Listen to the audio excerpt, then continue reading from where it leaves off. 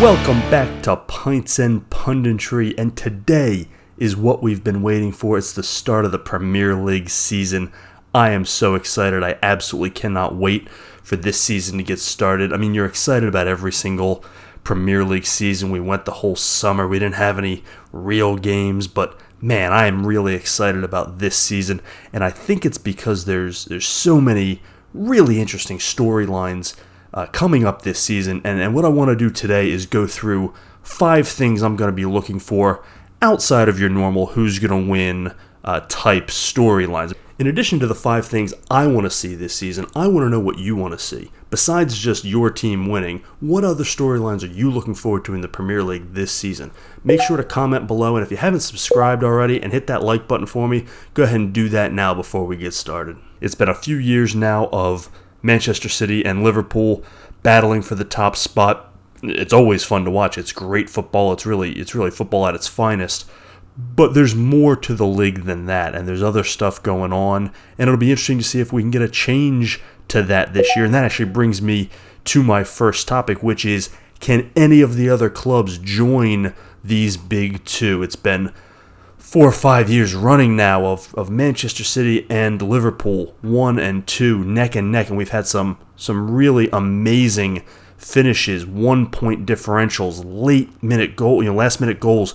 This past season with Manchester City going on a run of 3 goals in 5 minutes. I mean, really, truly epic finishes, and it's so easy to get tired of the same old teams. This is a historic time in the Premier League, and we should be so grateful for the level of football that we're seeing from these two teams. But I'm with you. I want to see a little variety, and this is coming from a Manchester City supporter who hopes we can repeat again. But I'd still like to see a little variety in the top. So who of these other clubs is ready to take a step forward and join the top 2? Is it going to be Chelsea? Well, Chelsea's had an up and down offseason.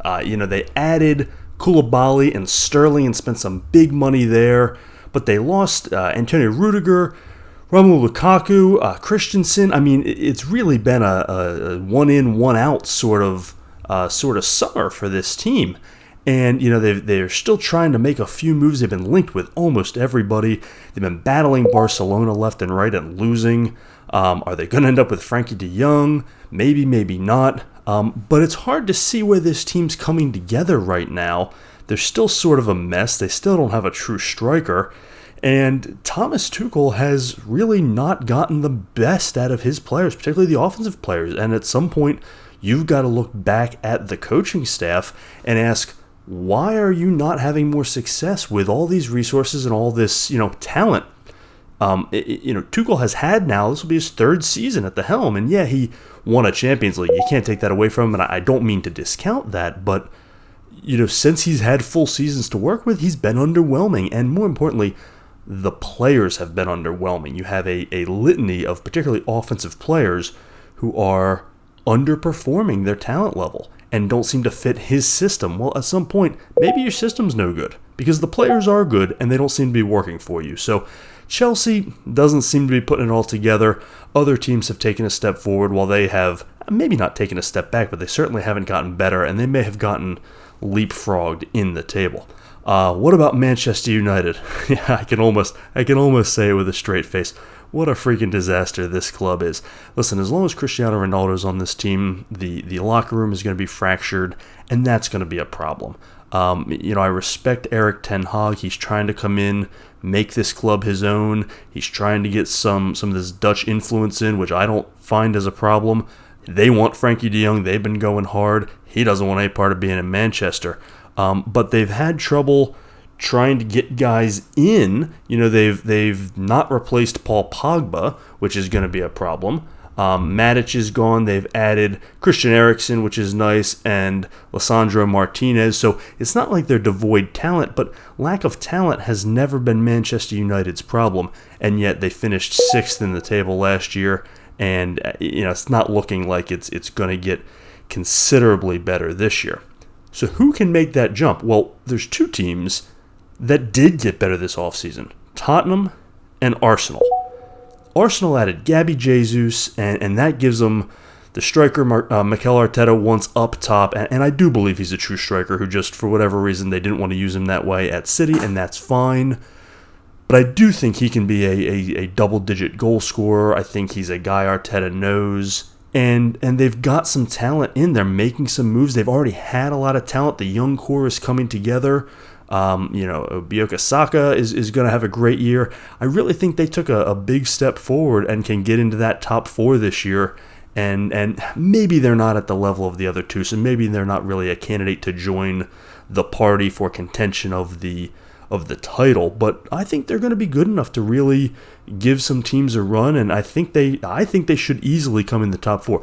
This is the chance Arteta's been looking for, and if they're not finishing in a Champions League spot this year, something has gone wrong, and you do have to look at management as much as I like Arteta. The other one is Tottenham. This is already a really good team, particularly on offense. They've got some stability on the coaching in the technical box now with Antonio Conte.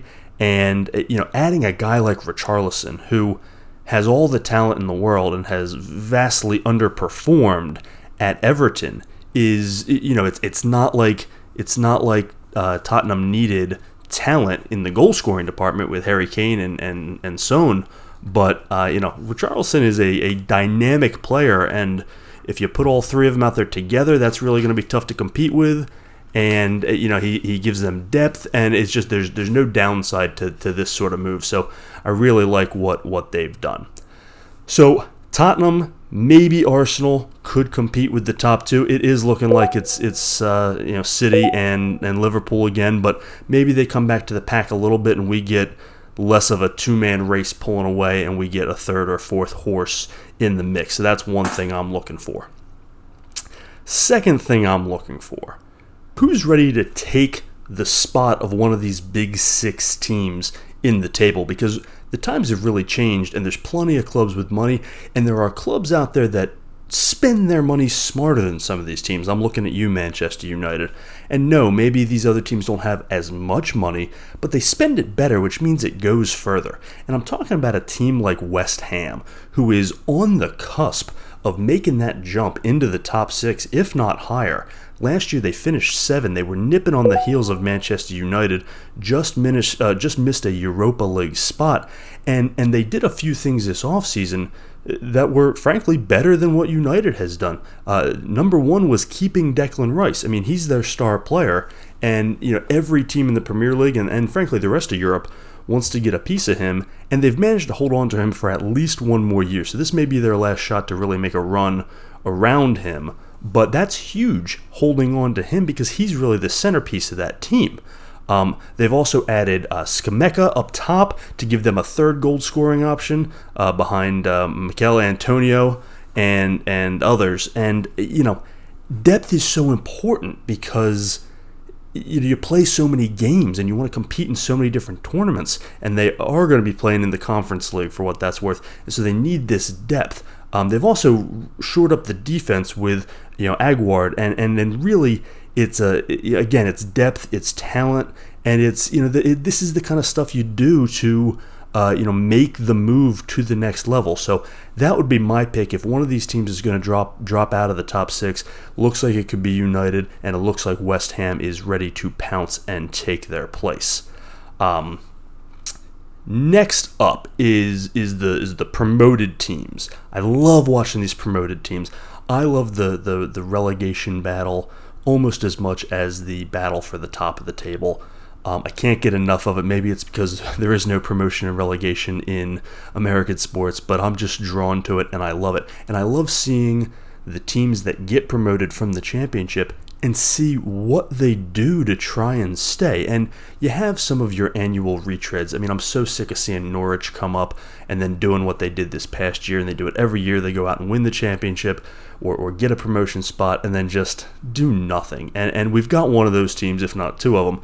The first one is Fulham, who's been on the yo-yo for the past couple of years. They've been promoted or relegated every year since the 17-18 season, and it really comes all the way down to Alexander Mitrovic, who just scores buckets in the championship and then does nothing in the Premier League.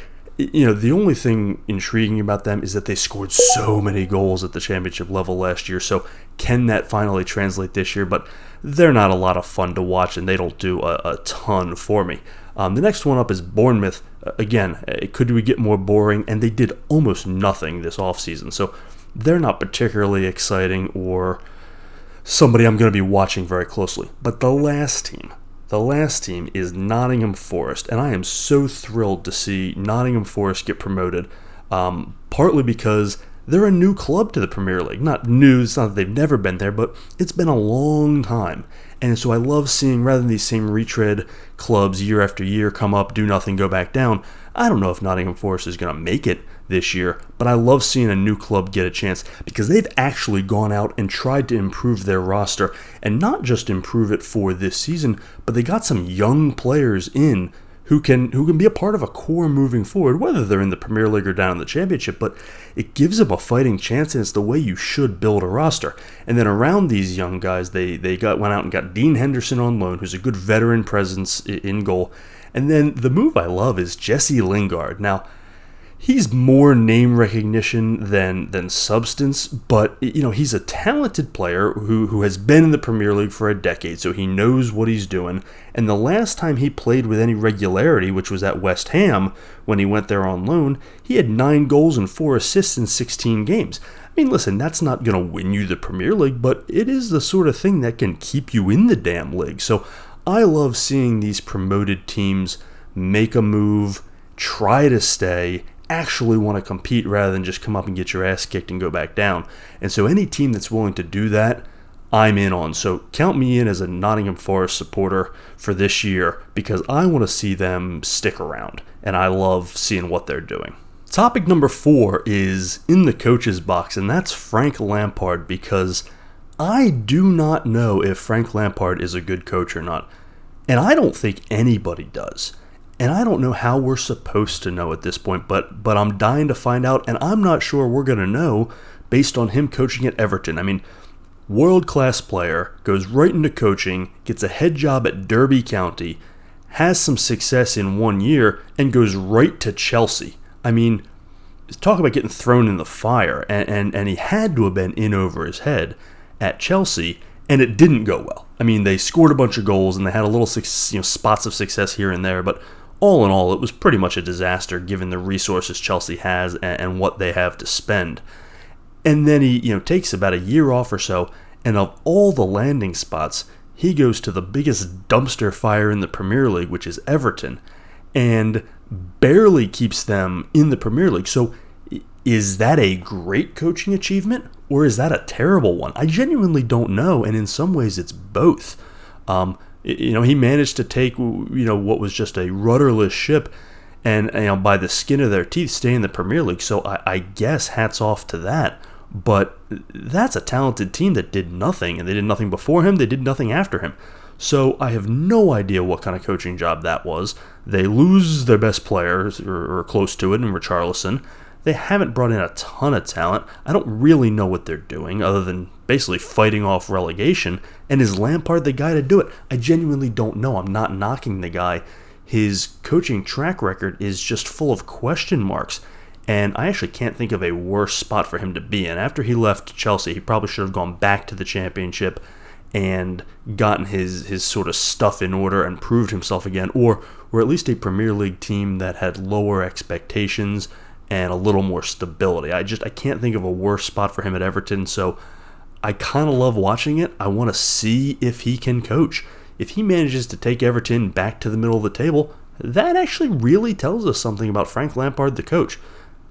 Now, maybe they should be there anyway because they have talent, but nevertheless, they haven't been. So it'll be really interesting to see what he can do in the technical box and what kind of coach he is. Last but not least, when we're talking about teams you don't necessarily support, but you want to watch. Everybody's got one. It can change from year to year based on particular players or coaches or what have you. For me, it is going to be appointment television for me to watch Leeds United, or as they're going to be called this year, USAFC, between Jesse Marsch at the helm, Brendan Aronson, and Tyler Adams. We've got three of the best American soccer talents, one coach, two players, that we want to watch and see how they stack up in the Premier League. So count me in to be watching Leeds every weekend when I can. But not just because of the American players. I like what they're doing. Again, this is a team that was promoted, tried to add, and managed to stick around just barely. But they would be a prime candidate to get sent back down. And then on top of it, they sell their two most expensive, certainly most valuable players in Calvin Phillips and Rafinha. And they did so for a total of like $118 million. But they managed to replace them with 5 different guys, 2 of whom are the aforementioned Aronson and Adams. But that's depth, and that's what they were lacking, in addition to defense under Marcelo Bielsa. But they need to have depth to get through a Premier League season, plus cup games, plus you have to, and there's injuries, you have to have some depth. So turning those 2 players into 5 usable pieces is brilliant team building strategy, considering you're probably going to lose them anyway. You're not keeping Rafinha and Calvin Phillips beyond maybe this year. So you need that depth, young talent, and it just so happens that they've got a very American nucleus going on. So count me in on Leeds United and watching their games and seeing how this unfolds, and more so than just I want to see how Tyler Adams does playing every day in the Premier League and how Brendan Aronson does playing every day in the Premier League, and what kind of coach Jesse Marsch is, which I personally think is a brilliant coach. Give him a chance, adjust your expectations, knock it off with the Ted Lasso jokes. It's an insult to Jesse Marsch, it's an insult to American soccer, and frankly it's an insult to Ted Lasso, which is a fantastic show. So knock that off, look past it, and enjoy what should be a really interesting, if not halfway decent team. So those are my 5 things I want to watch for this season, in addition to supporting my team and seeing who wins the Premier League. What are yours? What was I missing?